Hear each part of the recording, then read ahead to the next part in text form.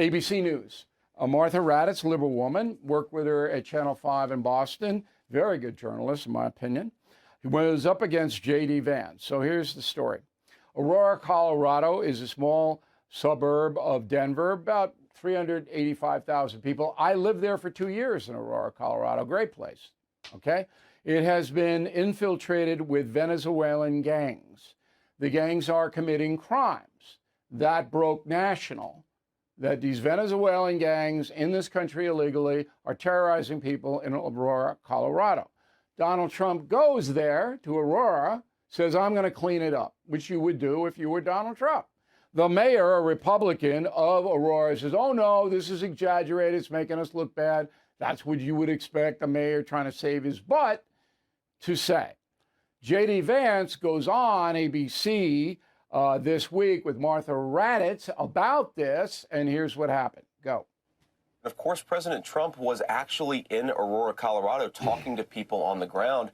And what we're hearing, of course, Martha, is that people are terrified by what has happened with some of these Venezuelan gangs. Senator Vance, I'm going to stop you because I know exactly what happened. Martha. I'm going to stop you. The incidents were limited to a handful of apartment complexes, and the mayor said our dedicated police officers have acted on those concerns. A handful of problems.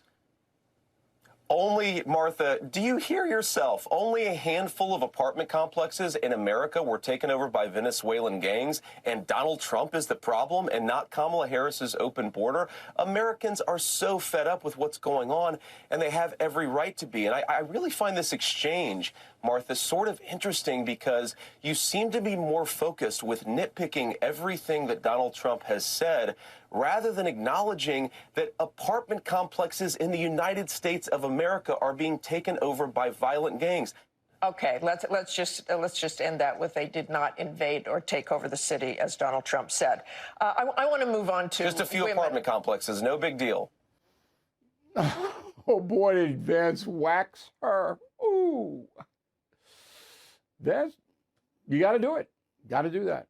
Now, later in the program, Ms. Raddatz asked a good question of the Kentucky Governor, Andy Beshear, a Democrat. I'm not going to run a new soundbite, but I want to be fair, all right, that she did challenge him on Harris's policies. But Vance was pretty interesting.